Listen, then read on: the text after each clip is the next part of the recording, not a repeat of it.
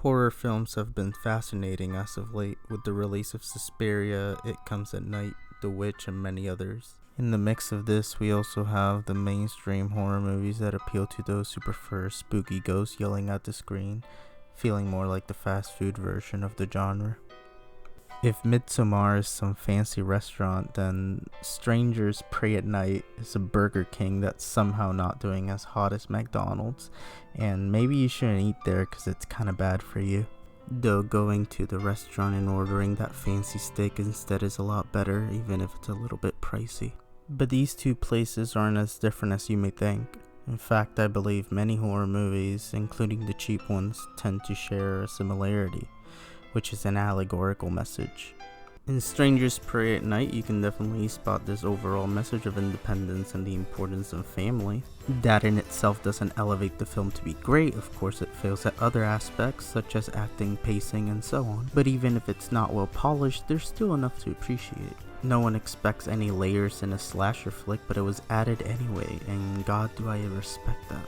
But this is where Midsommar comes in and does more than your average movie. Not only is it a film that's filled with some of the best acting of this year with beautiful shots throughout its runtime, it's also a film that's focused on engaging you with its message, themes, and its allegorical storytelling. Midsommar is about finding happiness and hopefully comfort. Our main character, Danny, struggles to deal with her family's death and seeks for someone to help her deal with grief. She obviously goes towards her boyfriend, who should be there for her in this serious over 3-year relationship that he doesn't want any part of anymore but doesn't know how to get out of it. Basically, he's a realistic piece of shit who gets trapped in this relationship after her parents die. You can almost imagine what's going through his mind.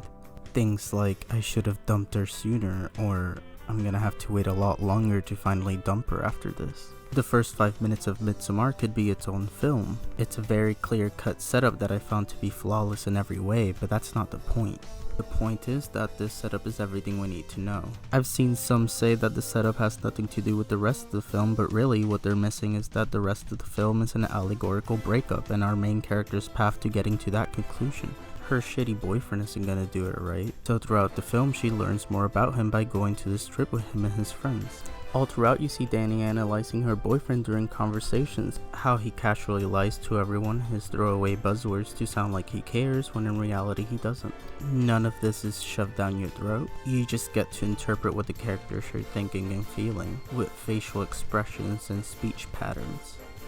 Aside from its allegorical story, you got horror elements that aren't the highlight of the film, and was also what dragged some of it down for me. Yeah, the movie is overlong, and the cult stuff isn't as memorable or impactful as, say, Suspiria, but I didn't find that to be much of a bother. The message is still in play throughout the film, and I found myself in awe with every other scene anyway. There are so many jaw-dropping scenes and gorgeous shots, especially towards the end.